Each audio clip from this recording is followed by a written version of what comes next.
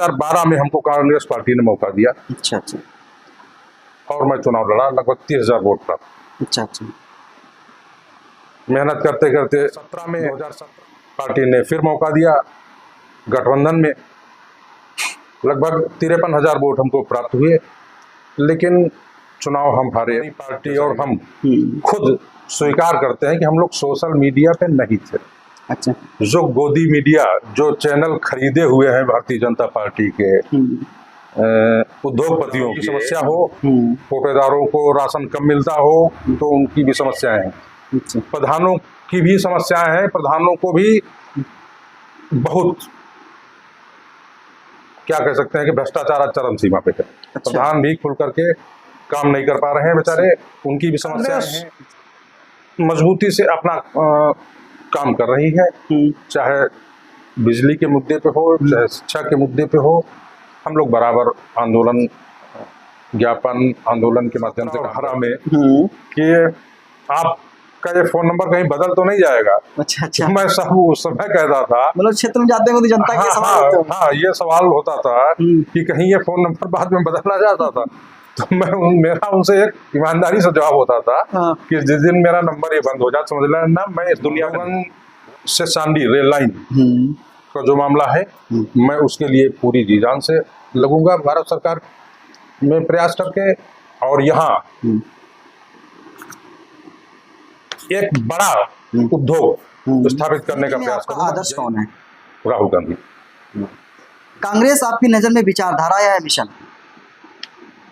विचारधारा भी है, जरूरी ईमानदारी या अनुभव? ईमानदारी। चुनाव जीतने के बाद पहला काम? बेरोजगारी और बिजली। मुद्दा बड़ा या उम्मीदवार? मुद्दा उम्मीदवार दोनों का मामला। सबसे बड़ी कमजोरी? ईमानदारी और सच बोलना। अच्छा।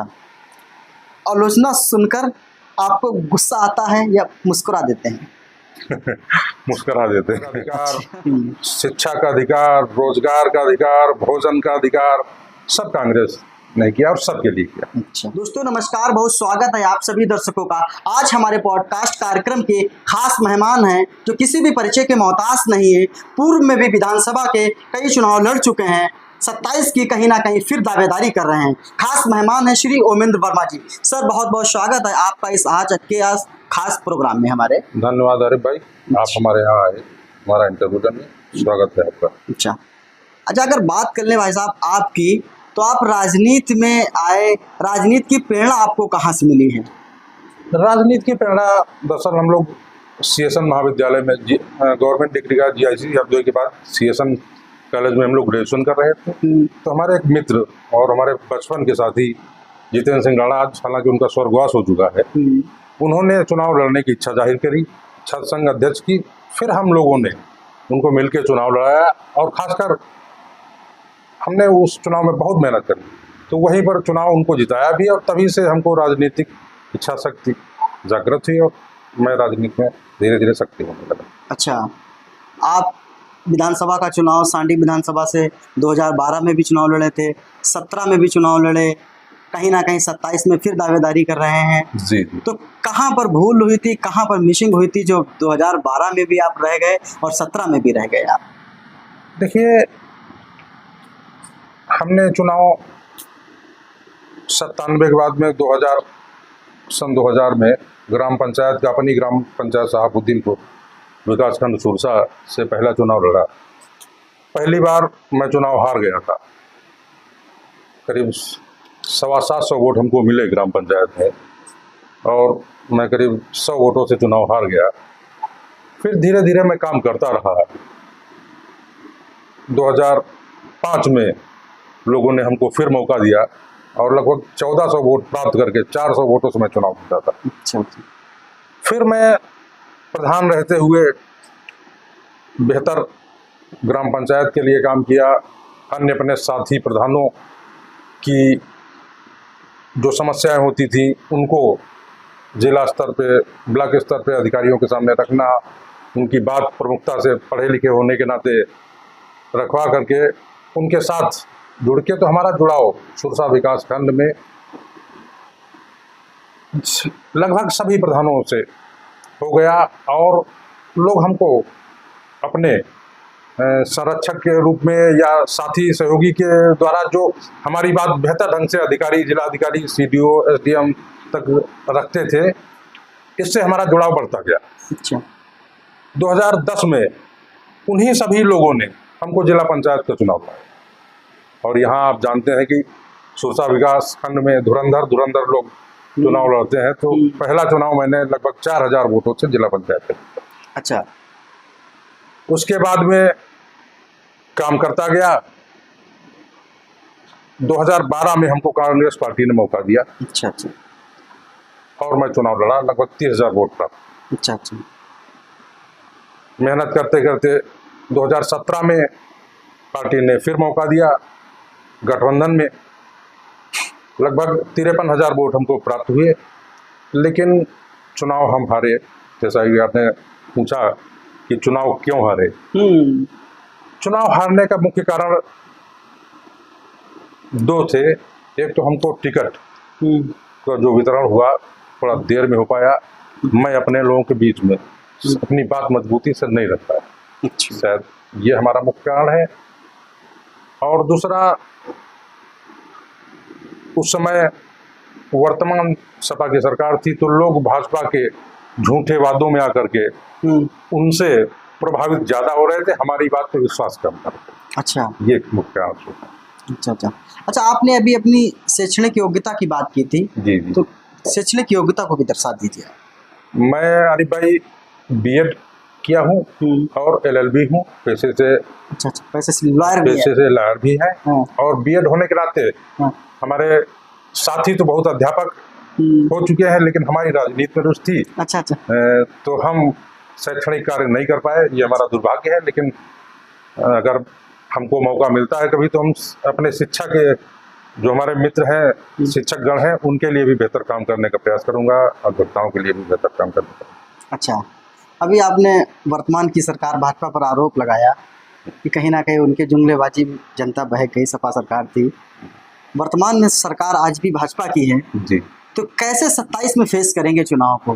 कैसे भाजपा की नीतियों को विफल बताएंगे और अपने आप की तरफ जनता को घुमाएंगे? देखिए, पहले के समय में हमारी पार्टी और हम खुद स्वीकार करते हैं कि हम लोग सोशल मीडिया पे नहीं थे। अच्छा। जो गोदी मीडिया, जो चैनल खरीदे हुए हैं भारतीय जनता पार्टी के उद्योगपतियों के, वो केवल उनका जो मामले थे वही दिखाते थे, जो वो कहलवाते थे। आज जनता जागरूक हो गई है। आप देखते होंगे कि छोटे छोटे बच्चे भी जहाँ पे गलत रोड खराब होती है स्कूलों की या अन्य जहाँ पे समस्याएं होती हैं, वीडियो बना के डाल देते हैं। तो सत्य स्थिति तो लोगों के सामने आ रही है। झूठ और मक्कारी अब भारतीय जनता पार्टी की चल नहीं पा रही है। तो निश्चित तौर पे 2027 में कांग्रेस पार्टी की सरकार बनेगी। गठबंधन अगर होता है तो गठबंधन की सरकार बनेगी। अच्छा, आपने कांग्रेस का जिक्र किया। जब बात कर लें अगर कांग्रेस की, तो उत्तर प्रदेश में तो कांग्रेस काफी पीछे है। कांग्रेस ही पार्टी आपने क्यों चूज की? कांग्रेस पार्टी का चुनने का हमारा मुख्य कारण था, मैं 2007 में राहुल जी आए थे यहाँ, शायद नहीं 2005 या 6 में राहुल जी आए थे यहाँ पुलिस लाइन मैदान में। जी। अच्छा। तो हम भी हरदोई में रहते थे उस समय, तो हम भी रात में उनको सुबह उठ के देखने गए, तो सुबह वो इतना उत्साह से दौड़ रहे थे और लोग उनके साथ के कमांडो लोग नहीं चल पा रहे। तो हमारा व्यक्तिगत मतलब अपने दिल की बात बता रहा हूँ कि हमको राहुल जी इतने अच्छे लगे कि तो हम उसी समय सोच लिया कि हमको कांग्रेस ज्वाइन करें। अच्छा अच्छा, ठीक है, विधानसभा पर आ जाते हैं, सवालों की शुरुआत करते हैं। आप जिस विधानसभा से तैयारी कर रहे हैं, यहाँ पर भाजपा से लगातार विधायक 2 बार हो चुके हैं। सांडी विधानसभा के ऐसे मुख्य मुद्दे क्या हैं, समस्या क्या है इस विधानसभा की? सांडी विकास खंड में बिजली की, जैसे हमारे इधर अहरोरी साइड में है, इधर नया गांव, देवरिया, हसनापुर, करीमनगर, जलालपुर, जमुनिया, इस साइड में बिजली की लाइन बहुत जर्जर है। लो वोल्टेज से लोग बहुत परेशान। अच्छा, बिजली की समस्या है। बिजली की समस्या है, स्वास्थ्य सेवाओं की भी समस्या है, डॉक्टर नहीं है पर्याप्त, न तो दवाएं हैं। अच्छा। इधर सुरसा में भी यही हाल है। सुरसा में लाइट की समस्या तो खैर उतनी नहीं है, इस समय तो वर्तमान में तो चल रही है, अच्छा। लेकिन पहले उतनी नहीं थी। और सांडी विकासखंड और बिलग्राम में भी स्वास्थ्य का बहुत बुरा हाल है। अच्छा। दवाइयाँ नहीं है और डॉक्टर भी पर्याप्त नहीं है। दूसरी चीज, यहाँ रोजगार की सबसे बड़ी समस्या है। अच्छा। हाँ, यहाँ पे कोई फैक्ट्रियाँ नहीं है। आज हमारी विधानसभा के हम लोग जाते हैं क्षेत्र में और वार्ता भी होती है, फोन भी आते रहते हैं लोगों के, तो दलित और बैकवर्ड में ज़्यादातर लोग चंडीगढ़, हरियाणा, पंजाब, दिल्ली जैसी रोजगार वहाँ कर रहे हैं। यहाँ अच्छा। कोई उद्योग नहीं। अच्छा।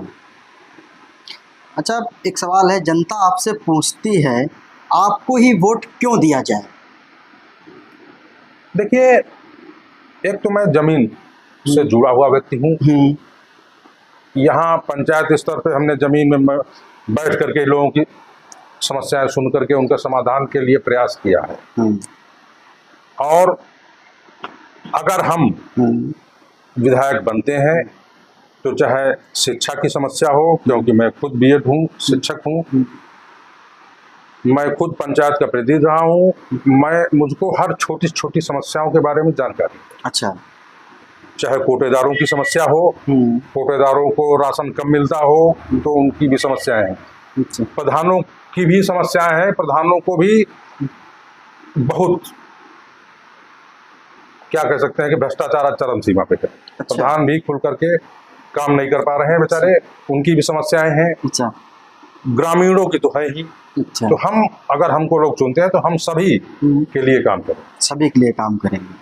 अच्छा, गांवों में सड़क, नाली और जल भराव की समस्याएं अक्सर देखने को मिलती होंगी जब आप क्षेत्र में दौरे पे जाते होंगे। तो अगर जनता ने आपको मौका दिया तो क्या रोड मैप तैयार किया है इन गांवों की जो छोटी छोटी समस्याएं हैं, इन समस्याओं से कैसे निजात दिलाएंगे ग्रामीण लोगों को? देखिए, पहली बात तो मैं आपको बता दूं कि हमारी सरकार इस बार बनने जा रही है। अच्छा। जो प्रधानों को पर्याप्त बजट ग्राम पंचायत के विकास के लिए नहीं मिल पा रहा है, वो हम लोग दिलाने का काम करेंगे। अच्छा। मनरेगा योजना में सरकार ने बिल्कुल हाशिए पे ला दिया उसको है। उसमें भी हम लोग बजट दिला के ज़्यादा से ज़्यादा प्रधानों के माध्यम से, क्षेत्र पंचायत के माध्यम से, जिला पंचायत के माध्यम से हम लोग वहाँ विकास करने का काम करेंगे। और जो और भी समस्याएं रह गई, हमारी जो निधि आएगी, हम उससे जहाँ जहाँ पे कमी रह जाएगी, जैसे कोई छोटी ग्राम पंचायत है वहाँ पे पर्याप्त बजट नहीं मिल पा रहा है, तो अपनी ग्राम विधायक निधि से उसको दे करके उसको वहाँ काम कराने का काम करेंगे। अच्छा। अच्छा, अगर बात कर लें सांडी विधानसभा की, जो स्वास्थ्य सेवाएं हैं या सरकारी अस्पतालों की जो स्थिति है, डॉक्टरों की कमी रहती है, दवाई वितरण को लेकर समस्याएं अक्सर आती हैं, इस पर आपका क्या विजन है? देखिए, इस सरकार में केवल भ्रष्टाचार और लूट खसोट इनका काम बचा है। हर चीज ठेके पे दे रहे हैं और ये अपना हित देखते हैं, न कि जनहित। हम लोग जनहित देख करके जो भी बजट है उसको बढ़ाने का काम करेंगे, डॉक्टरों की भर्ती कराएंगे और जो भी जनता के हित में स्वास्थ्य उसके लिए होगी, मशीनें दिलवाने के लिए शासन से पैसा दिलाएंगे। नहीं होगा तो हम लोग अपने संसाधन से जुटवा के कराएंगे। अच्छा। अच्छा, अगर बात कर लें महिलाओं को लेकर, तो महिलाओं और बेटियों की सुरक्षा तथा आत्मनिर्भरता के लिए आपका क्या कदम उठाना होगा? आप किस तरह देखते हैं? देखिए, जैसा कि आप लोग जानते हैं कि कांग्रेस ने 2022 में बेटी हूँ, लड़की हूँ, लड़ सकती हूँ, प्रियंका गांधी था। तो हम लोग महिलाओं को, बहनों को सशक्त करने का काम करेंगे। और यह तो बड़ी उनकी बात है, छोटे पर से ही हम लोग शिक्षा में ही उनको खेल के माध्यम से अन्य उससे मजबूत करने का काम करेंगे। अच्छा। अच्छा, एक सवाल है आपसे, किसान और गरीब जनता का, अगर आपको मौका मिला विधानसभा सदन पहुँचे, क्या आपको लगता है कि गांव के गरीब और मजदूर की आवाज़ विधानसभा तक पर्याप्त मजबूती से आज भी नहीं पहुंच पा रही है? नहीं, ये खैर आपकी बात सही है, नहीं पहुंच पा रही है, क्योंकि लोग सांसद विधायक जो है वो गांव और क्षेत्र में जाते ही नहीं। अच्छा। वो गरीब आदमी के पास बैठना पसंद नहीं करते हैं। जब बैठोगे नहीं, आप उनसे साथ संवाद नहीं करोगे, तो आपको उनकी समस्या क्या पता। अच्छा। मैं गरीब और गांव में रहता हूँ, हर गरीब से जुड़ा हुआ हूँ, और गरीब क्या, मैं कोई आम आदमी हूँ, मैं कोई धन्ना सेठ नहीं हूँ। अच्छा। अपनी खुद की दम पे मेहनत पे हम लोग काम करते हैं। अच्छा। और सबके साथ मिलकर काम करते हैं, तो मैं हर चीज़ की समस्या जानता हूँ। मैं उनकी बात विधानसभा स्तर पे रखूंगा और उनके लिए जो भी न्यायशील होगा काम करेंगे। अच्छा। अच्छा, आज कांग्रेस को उत्तर प्रदेश में मजबूत बनाने के लिए आपकी नज़र में सबसे जरूरी काम क्या है? कांग्रेस मजबूती से अपना काम कर रही है, चाहे बिजली के मुद्दे पे हो, चाहे शिक्षा के मुद्दे पे हो। हम लोग बराबर आंदोलन, ज्ञापन आंदोलन के माध्यम से काम करते रहते हैं। अच्छा। हमारे प्रदेश अध्यक्ष अजय राय जी द्वारा बराबर कार्यक्रम भी भेजे जाते हैं, हम लोग कार्यक्रम करते हैं। और जो भी दिक्कतें अगर किसी की आती हैं तो हम लोग बात रखते हैं बराबर। संगठन तो हमारा है, हर जिले में, हर विधानसभा स्तर पे है। बाकी हम लोग उसमें विस्तार कर ही रहे हैं बराबर। अच्छा। जी जी, हम लोग। अच्छा, क्या मानते हैं कि जैसे बूथ स्तर पर अभी कांग्रेस को काम करने की जरूरत है? वो तो, ये तो निरंतर सतत प्रक्रिया है अभी। अच्छा। हाँ, बूथ स्तर पे हर पार्टी काम करती है। हाँ, लेकिन कहीं ना कहीं कांग्रेस का विजन कमजोर नजर आता है, तो इसको लेकर क्या, कैसे देखते हैं आप? देखिए, कांग्रेस ईमानदारी से और झूठ फरेब की राजनीति नहीं करती है। जैसा कि आप जानते होंगे, राहुल जी सीधे और सच्चे नेता हैं, और जो हम लोग साधारण तरीके से बात, अपनी सही बात रखते हैं, और विपक्षी पार्टियों के लोग अपनी झूठ फैला करके उसको दबाने का काम करते हैं। तो हमको मुखर होने की जरूरत है, जो हमारी सही बातें हैं उनको हम मुखर रूप से रखें। यही काम कांग्रेस के लिए करना उचित है। अच्छा, अगर आपको टिकट मिलता है और चुनाव में बड़े राजनीतिक दिग्गज आपके सामने होते हैं, तो आपकी सबसे बड़ी चुनावी रणनीति क्या होगी? चुनावी रणनीति क्या, हम लोग ग्राम पंचायत का चुनाव लड़े हुए व्यक्ति हैं भाई। अच्छा, जमीन से जुड़े हुए व्यक्ति हैं। तो हम लोग जमीन से जुड़े हुए, हमारे साथी अपने साथ के साथियों के साथ काम करके अच्छे को धूल चटाने की दम रखते हैं। अच्छा। अच्छा, अगर बात कर लें, क्या चुनाव सिर्फ पार्टी के नाम पर जीता जा सकता है, या प्रत्याशी की व्यक्तिगत छवि भी बहुत महत्वपूर्ण होती है? देखिए, पार्टी तो महत्वपूर्ण है ही, उसमें तो कोई दो राय नहीं, लेकिन प्रत्याशी की छवि भी एक महत्वपूर्ण कदम है।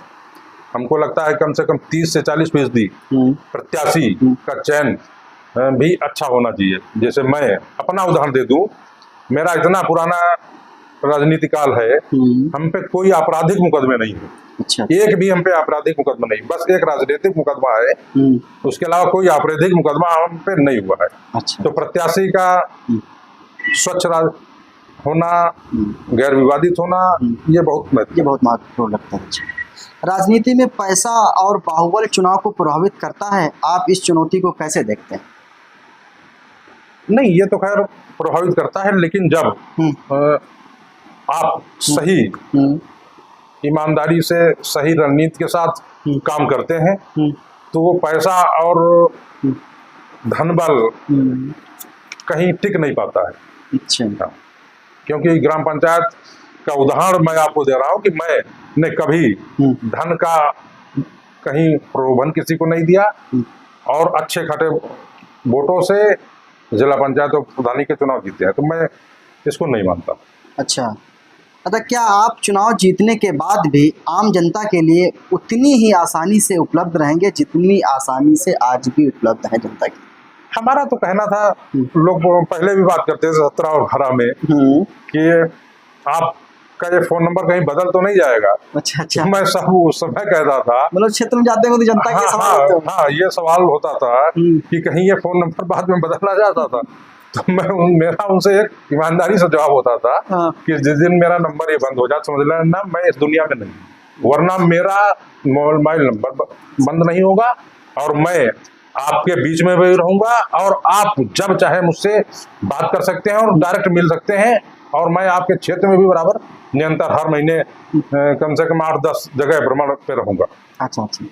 अच्छा, मान लीजिए आप विधायक बन गए, तो आप 100 दिनों में, सबसे पहले के जो 100 दिन होंगे उनमें आप क्या कर दिखाएंगे सांडी विधानसभा के लिए?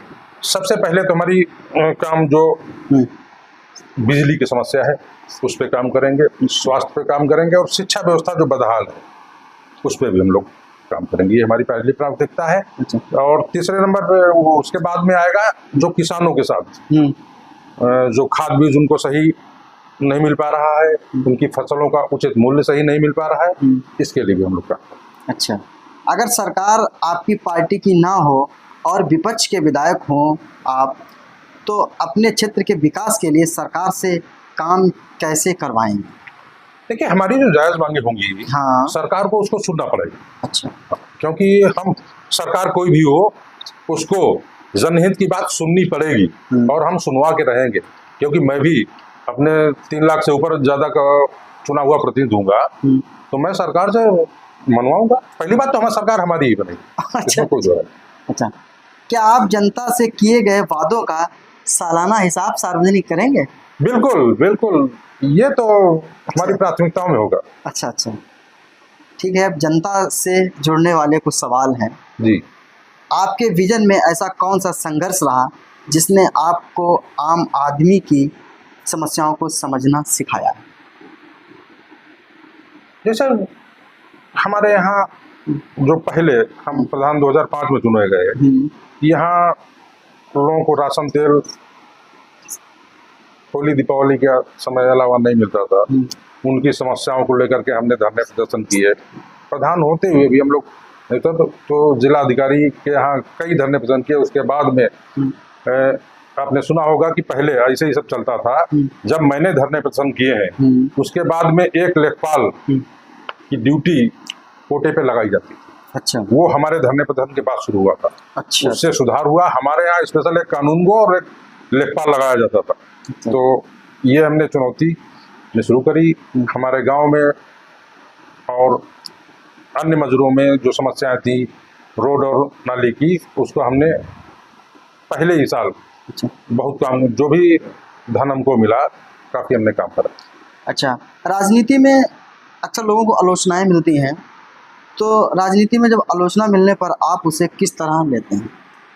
नहीं, आलोचना जो सकारात्मक होती है उसको अगर हमारी कहीं पे कमी रहती है तो मैं उसको स्वीकारता हूँ, उसमें सुधार का काम करता हूँ। अच्छा। और जो अंधभक्त टाइप के हैं, बेवकूफ़ी की बात करते हैं, उनको मैं छोड़ देता हूँ, नकार देता हूँ, उन पर ध्यान दे देता हूँ। अच्छा अच्छा, अच्छी सोच है। अगर जनता आपको एक मौका देती है तो आप चाहते हैं कि 5 साल बाद लोग ओमेंद्र वर्मा को किस काम के लिए याद करेंगे? यहाँ पे जो सांडी माधोगंज से सांडी रेल लाइन का जो मामला है, मैं उसके लिए पूरी जी जान से लगूंगा भारत सरकार में प्रयास करके। और यहाँ एक बड़ा उद्योग स्थापित करने का प्रयास करूंगा जिससे यहाँ के लोगों को बाहर रोजगार के लिए न जाना पड़े। अच्छा। और बाकी अन्य जो हमारे उद्योगपति मित्र होंगे उनके माध्यम से यहाँ उद्योग स्थापित करके यहीं पर रोजगार दिलाने का प्रयास करूंगा। अच्छा। ये हमारी प्राथमिकताओं में भी है। अच्छा, आप रैपिड फायर के क्वेश्चन रहेंगे जी। एक लाइन का क्वेश्चन और एक लाइन का आंसर। राजनीति में आपका आदर्श कौन है? राहुल गांधी। कांग्रेस आपकी नज़र में विचारधारा या मिशन? विचारधारा भी है, मिशन। अच्छा। सांडी विधानसभा की सबसे बड़ी समस्या क्या है? सांडी सबसे बड़ी समस्या बेरोजगारी। सांडी की सबसे बड़ी ताकत? सांडी की सबसे बड़ी ताकत युवा। अच्छा। किसान सबसे बड़ी चुनौती? किसानों की सबसे बड़ी चुनौती आवारा पशु, खाद बीज न मिलना, उनकी उपज का सही मूल्य न मिलना। अच्छा। युवाओं सबसे बड़ी जरूरत? रोजगार, शिक्षा। अच्छा। महिलाओं के लिए आपकी पहली प्राथमिकता? बेहतर शिक्षा और रोजगार। अच्छा। बेरोजगारी समाधान क्या है? ठेका प्रथा बंद करके सरकारी नौकरियां लगाई जाए। जैसे आज 95,000 स्कूल बंद कर दिए हैं भारतीय जनता पार्टी की सरकार ने, उनको दोबारा चालू कराना, वहाँ पे शिक्षकों की भर्ती कराना और अन्य जहाँ पे जरूरत होगी वहाँ। गांव या शहर किस पर ज्यादा फोकस? हमारे क्षेत्र में तो केवल एक सांडी नगर पालिका है, बाकी तो हमारा सब देहात का एरिया है। तो हमारा मुख्य फोकस देहात पर रहेगा और शहर छोटा है लेकिन उस पर भी काम करेंगे। ठीक है। राजनीति में सबसे जरूरी ईमानदारी या अनुभव? ईमानदारी। चुनाव जीतने के बाद पहला काम? बेरोजगारी और बिजली।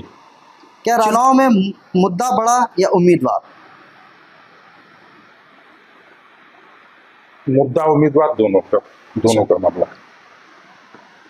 अब आप पर एक सवाल पर्सनल है, आपकी सबसे बड़ी कमजोरी? ईमानदारी और सच बोलना। अच्छा। आलोचना सुनकर आपको गुस्सा आता है या मुस्कुरा देते हैं? मुस्कुरा देते हैं। अच्छा। इसके लिए एक शब्द?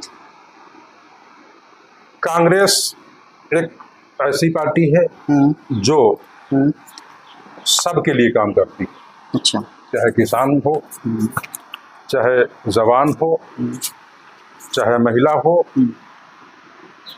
सबके लिए सूचना का अधिकार, शिक्षा का अधिकार, रोजगार का अधिकार, भोजन का अधिकार, सब कांग्रेस ने किया और सबके लिए किया। अच्छा।